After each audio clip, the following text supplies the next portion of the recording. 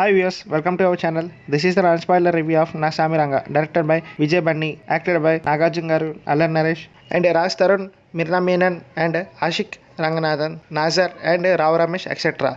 మరి మూవీ ఎలా ఉందో తెలుసుకునే ముందు ఈ వీడియోని లైక్ చేసుకోండి, అలాగే మా ఛానల్ని సబ్స్క్రైబ్ చేసుకోండి. ఇక మూవీ విషయానికి వస్తే కిట్టయ్య అదే నాగార్జున ఒక అనాథ, అంజీ అలియాస్ అలన్ నరేష్ వాళ్ళ అమ్మ వాళ్ళిద్దరిని పెంచుతుంది.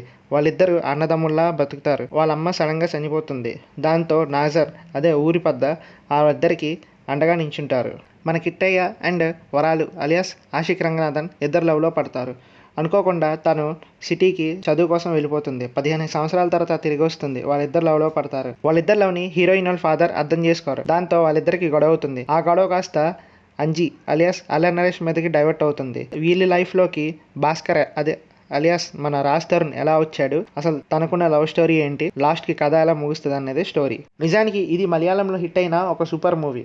దాన్ని తెలుగు నేటివిటీకి తగ్గట్టు మార్చడంలో writer Prasanna Kumar and director Vijay చాలా వరకు సక్సెస్ అయ్యారు. నిజానికి ఇలాంటి స్టోరీస్ తెలుగులో చాలా వరకు వచ్చాయి. బట్ ఈ మూవీ స్పెషల్ ఏంటంటే దీంట్లో ఫ్రెండ్షిప్ ఉంటుంది, కామెడీ ఉంటుంది, అండ్ నాగార్జున గారిని ఎలా చూపించాలనుకున్నారో వింటేజ్ నాగార్జున చూపిస్తారు. ఇంటర్వెల్ బ్యాంగ్ అయితే చాలా బాగుంటుంది. అండ్ ఫస్ట్ హాఫ్లో కొన్ని ఫ్లాష్ బ్యాక్ సీన్స్ ఉంటాయి, అవి ఎక్స్ట్రాడినరీగా ఉంటాయి. మ్యూజిక్ కూడా అక్కడక్కడ బాగానే ఉంటుంది. ఓవరాల్గా సాంగ్స్ అంతా బాగాలేకపోయినా సరే బ్యాక్గ్రౌండ్ మ్యూజిక్తో చాలా బాగా కవర్ చేశారు ఎంఎం కీరవాణి గారు. దాంతోపాటు అర్లన్ నరేష్ చాలా వరకు కామెడీ జనరేట్ చేశారు. క్లైమాక్స్లో మన నాగార్జున గారి యాక్షన్ సీన్స్ అయితే వేరే లెవెల్లో ఉంటాయి. ఇన్ఫ్యాక్ట్ చాలా కొత్తగా అనిపిస్తాయి. వింటేజ్ నాగార్జున చూపించినట్టు అనిపిస్తుంది మనకి. సో నా పర్సనల్ ఒపీనియన్ ఏంటంటే డెఫినెట్గా ఈ మూవీని థియేటర్స్లోనే వాచ్ చేయాలి. ఎందుకంటే పెద్ద సినిమా, మన కల్చర్కి తగ్గట్టు ఉన్న సినిమా కాబట్టి మనం డెఫినెట్గా ఎంకరేజ్ చేయాలి.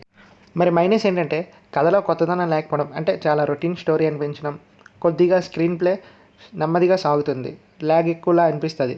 అది వదిలేస్తే సినిమా మొత్తాన్ని బాగా ఎంజాయ్ చేయొచ్చు. ఈ మూవీకి నేను ఇచ్చే రేటింగ్ అయితే 3.7 అవుట్ ఆఫ్ 5. మరి ఈ మూవీ చూసుంటే మీకు ఎలా అనిపించిందో కామెంట్ చేసి చెప్పండి. అలాగే ఈ వీడియోని లైక్ చేయండి, షేర్ చేయండి, అలాగే మా ఛానల్ని సబ్స్క్రైబ్ చేసుకోండి. Thank you.